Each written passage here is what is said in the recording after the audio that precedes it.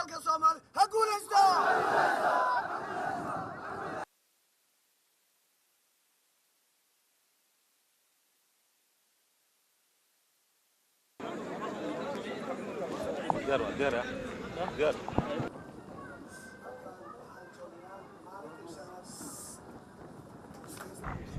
سلام كدي مهد إلهي إسكال إله نوم مهديننا دولة ديني ودذلك بدن ودنا آدي هذا نوم مهدلنا وحن أورجينا نقول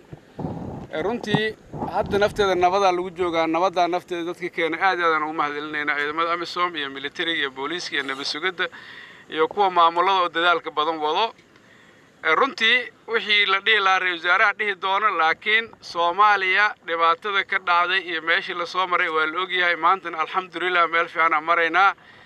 astaanta aad ku taagantihiin iyo labaska idinku jiro waa labaskii sharafta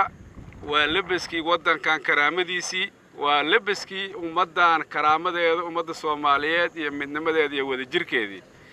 wixii naga halaabay in la toosiyo haddii maanta intaas soo raga iyo gabdha oo ciidan military ay meeshan taagan yihiin waxaan rajaynaynaa ummadan dhibaatada lagu rafaadiyay oo habsiga kor ku furan ku jirto oo dhamaanteed habsiga ku jir in habsiga ka furtaan diyaar mootiin ummadiin in habsiga ka furtaan إلهي إذن قوليو إلهي وعيدن كجبرينا وحيدن كهر يمادو إذن دبعتين إذن تسن حبد ديننا تيل الردب إنه يقف عدو وكل عضو وحيسور ردان إلهي بيكرجو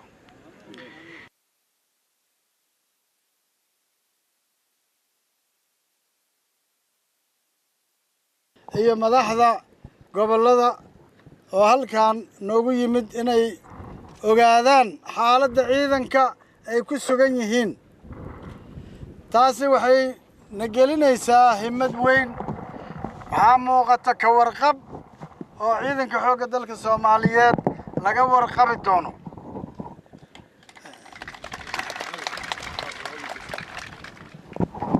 ciidanka waxaa loo ballan qaaday oo madaxda ay ballan qaadeen wixii xuquuq ah oo uu leeyahay inay diyaar ka tahay annaga waxaan la faray oo nala ka rabaa oo waajib nagu ah wixii waajibaada oo nala ka rabo inaan fulino ballankaas ma geli karnaa ballankaas ma geli karnaa yaanaan waxba haddaba been sheegin haddii aan isbaaro dhigan doonno haddii aan ummadda dhibaatayn doonno haddaba aan niraahno ballankaas ma geli karno ballankaas ma qaadi karnaa dhibaatooyin badan ayaa nala ka sheegtay ummadda waxay sheegteen in tuutahaas lagu dhibaateeyo khaasatan safarrada iyo jidadkan safar alla ayaa jidka loo taagan yahay waxaan rabnaa inaan ballan qaadno maanta dawladdii oo dhan tii dawladdii federaalka ahayd iyo maamulkii gobolka aan joogno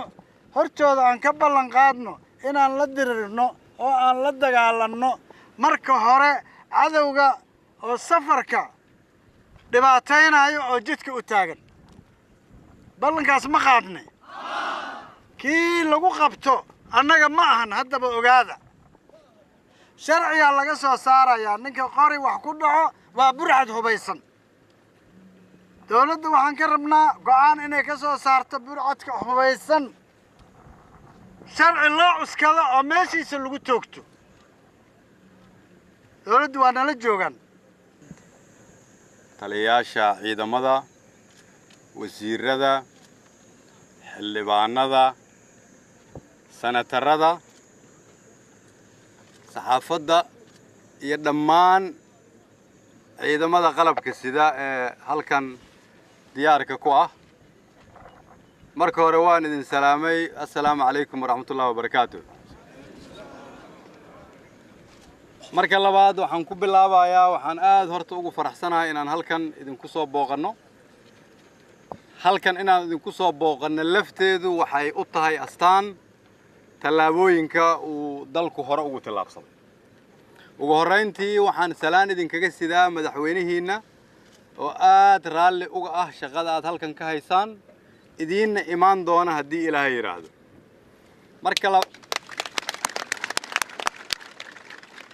marka labaad waxaan u mahad celinayaa taliyaha iyo abaanduulaha oo waqti kooban igala shaqeeyey aniga iyo madaxweynahaba nagala shaqeeyey inay arrinkanu suurto gasho in ciidan la isku soo abaabulo loo dhammaystiro agabkoodii halkan ay isugu yimaadaan iyagoo diyaar u ah inay dalkooda difaacaan madaxda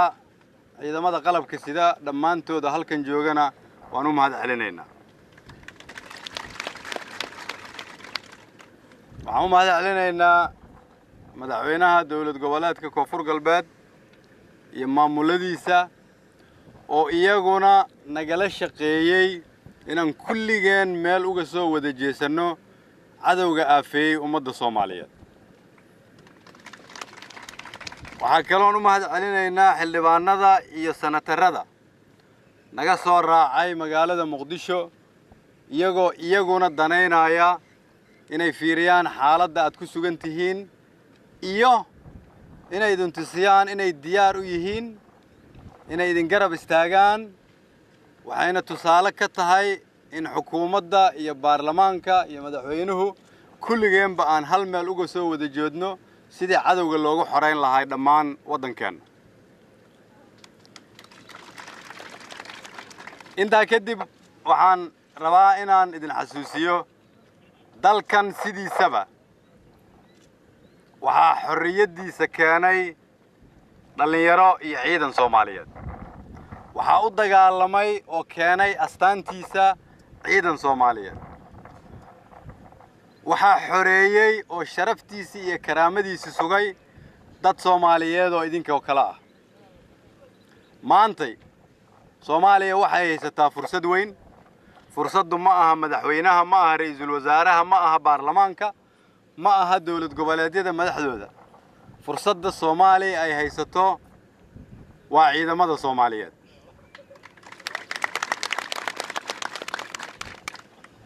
sida kaliya oo aan dhibaatada uga bixi karno waxa ay tahay inaan idin wakiilano idinka inaad soo celisaan karaamada iyo sharafta ummadda Soomaaliyeed maadaama aan annagu idinka idin wakiilanay inaad soo celisaan karaamadii iyo sharafta ummadda Soomaaliyeed waxaad matalaysaan dhammaan ummadda Soomaaliyeed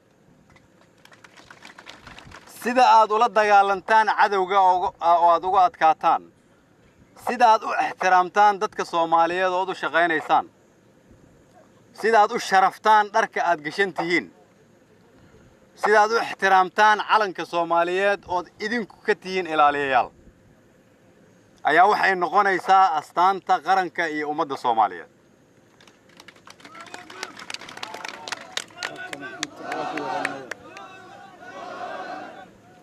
waxaad ogaataan calankan aad ku wadataan garabkiina bidix waxa uu ka turjumayo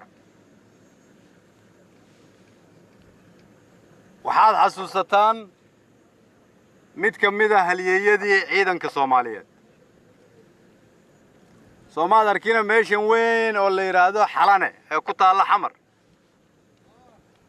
yaa loogu magac daray waxaa loogu magac daray nin idinkoo kala ahaa askari Soomaaliyeed ahaa Xalane la oran jiray 1964 ayaa ciidan Soomaaliyeed oo jooga tuulo yar oo la yiraahdo Togwajaale waxay la kulmeen dhibaatooyin badan waxaa ka mid ahaa in ciidankaasi laga soo riixday meeshii ay joogeen markii laga soo saarayay meeshii ayuu Xalane Allah u naxariistay wuxuu arkay calankii Soomaaliyeed oo xerada ka babanaya wuxuu ka xishooday oo ay sharaftiisu siin weysay inuu ka soo tago calanka waa calanka hadda idinka garabkiina bidix ku suran wuxuu ku noqday meeshii markaasuu soo dejistay calankii iyadoo daqiiqad walba ay xabadi ku dhacayso inta xabadda ay ku socotay xataa uu dhulka ku dhacayay calankaasi ciidu ma aanay taaban wuxuu ahaa geesi Soomaaliyeed laakiin wuxuu ka turjumayay Soomaalinimada iyo qarannimada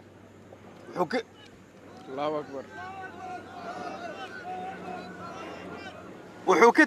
turjumayay muhiimadda uu calanku inoo leeyahay idinkuna waxaad tihiin waardiyaashii calanka Soomaaliyeed waxaad tihiin cid ilaalinaysay waxaad tihiin cid soo celinaysay sharafta calanka Soomaaliyeed sidaas daraadeed in gabdhihiina iyo wiilashiina iyo hooyooyinkiina iyo aabayaashiina lagu dilo dariiqyada in jidadkeena la xirxiro in adduunyada aan ka harno in Soomaaliya loo haysto inay tahay dalka dunida ugu liita sida kaliya uga bixi karna waxay tahay idinku inaad matashaan ummadda Soomaaliyeed inaad ogaataan mas'uuliyadda ay leedahay dharka aad gashan tihiin Soomaaliya sida kaliya ay ku horumari karto waxay tahay inaan ka adkaano cadowga annagoo midaysan xukuumaddu waxay idin ballan qaadaysaa in bil walba marka ay dhamaato aad heshaan mushaarkiin xukuumaddu waxay jirtaa 2 bilood waxaan aaminsanahay Janaayo ilaa bisha Abriil in qof walba oo ka mid ah ciidanka la siiyay mushaarkoodii